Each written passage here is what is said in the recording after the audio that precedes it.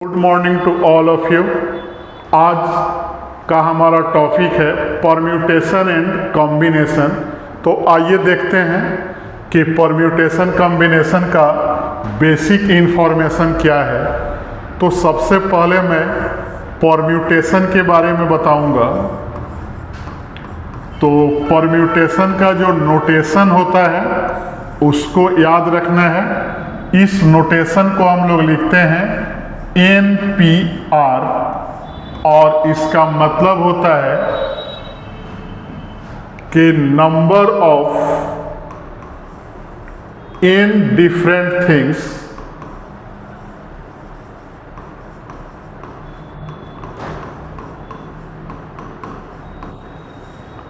arrange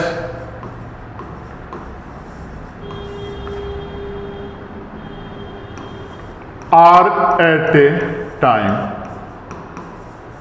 मतलब कि हमारे पास n डिफरेंट थिंग्स है जिसको एट ए टाइम आर बार अरेंज कर रहे हैं।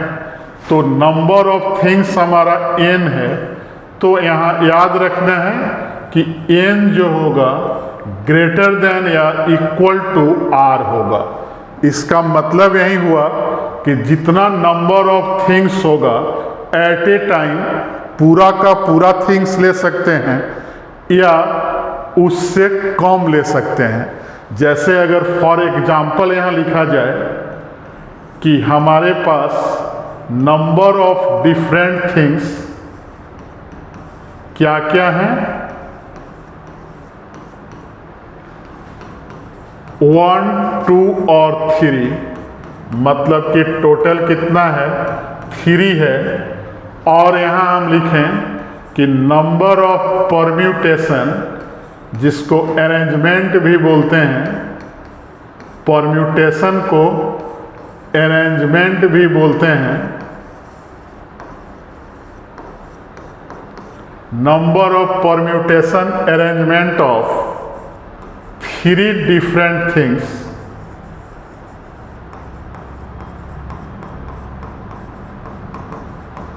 taken 2 at a time। तो इसका नोटेशन क्या होगा, 3p और एट ए टाइम 2 बार लिए तो 3p2 होगा। और कौन कौन सा आएगा, तो 1 2 को अरेंज करें, फिर 2 1 को करें, 1 3 को करें, 3 1 को करें, 2 3 को करें या 3 2 को करें। तो टोटल कितना आ जाएगा, 6 आएगा। मतलब कि यहाँ से क्लियर है कि 3p2 का वैल्यू क्या आएगा, 6 आएगा। तो यहाँ NPR का वैल्यू याद रखना है कि NPR का फॉर्मूला होता है फैक्टोरियल n और बाई फैक्टोरियल n-r। तो इससे देखें क्या फॉर्मूला से 3p2 6 के बराबर आ रहा है। तो फॉर एग्जांपल यहाँ लिख दें तो 3p2 क्या हो जाएगा, फैक्टोरियल 3 और फैक्टोरियल 3 - 2 डेट इज क्या आएगा, फैक्टोरियल 3 बाई फैक्टोरियल 1।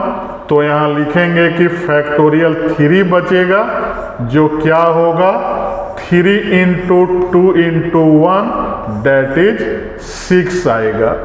तो हमने जो अभी एक्सपेरिमेंट लिखा कि 3 different things taken 2 at a time, और हमने इसको किस में लिखा, तो परम्यूटेशन में लिखा, मतलब इसके अरेंजमेंट में लिखा। तो टोटल कितना आया, 6 आया। और जब हमने फॉर्मूला यूज किया तो भी हमारा रिजल्ट क्या आया, 6 आया। तो परम्यूटेशन के कॉम्बिनेशन में, परम्यूटेशन के केस में याद रखना है कि परम्यूटेशन का मतलब क्या होता है।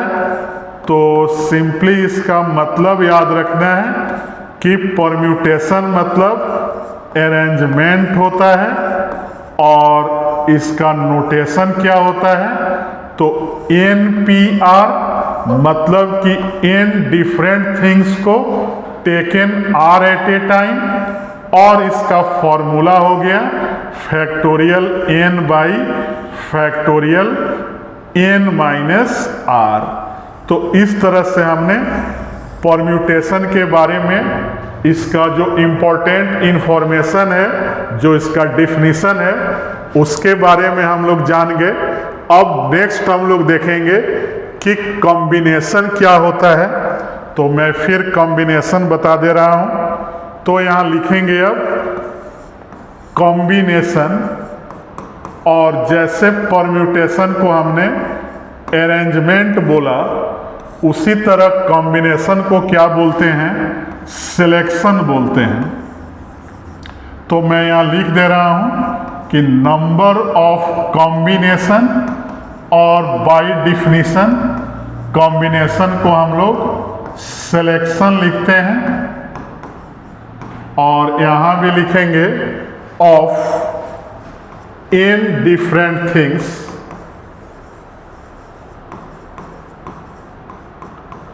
Taken r at a time. और इसका जो नोटेशन होगा, P के जगह C दे देते हैं। जैसे परम्यूटेशन में हमने P दिया, तो यहाँ C देते हैं, और इसका फॉर्मूला याद रखना है NCR equal two factorial n by factorial r, और पूरे का बटा फैक्टोरियल n माइनस r। और यहाँ ध्यान देना है कि n is greater than equal to r होगा। तो यहाँ भी मैं एग्जाम्पल ले रहा हूँ। गिवन डिजिट्स, यहाँ भी सेम वही डिजिट मैं ले रहा हूँ 1 2 3। तो हमारे पास कितना डिजिट है, 3 डिफरेंट डिजिट है। और वहाँ अरेंज किए, यहाँ सेलेक्ट करेंगे, तो लिखेंगे यहाँ कि नंबर ऑफ कॉम्बिनेशन, मतलब कि सिलेक्शन ऑफ 3 डिफरेंट डिजिट लिखें या थिंग्स लिखें, टेकन 2 एट ए टाइम। तो इसका नोटेशन क्या लिखा जाएगा, 3C2।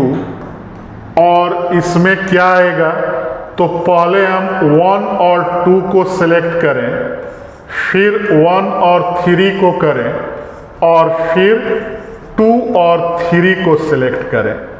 तो इसमें टोटल नंबर ऑफ सिलेक्शन कितना आ रहा है, 3 आ रहा है। क्या कि सिलेक्शन में 1 2 लिखें या 2 1 लिखें, बात बराबर है कि 1 2 को जब मैंने सिलेक्ट कर लिया तो 1 2 लिखा जाए या 2 1 लिखा जाए। अब देखेंगे कि फॉर्मूला से क्या रिजल्ट हमारा सही आएगा।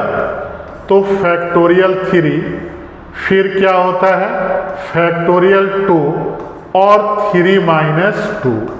तो 3 बाहर जाएगा तो 1 कम बचेगा। तो फैक्टोरियल 2 इंटू फैक्टोरियल 1, फैक्टोरियल 1 1 होता है। तो हमारा रिजल्ट कितना आ गया 3। और हमने एक्सपेरिमेंट से भी लिखा तो हमारा रिजल्ट कितना आया 3 आया।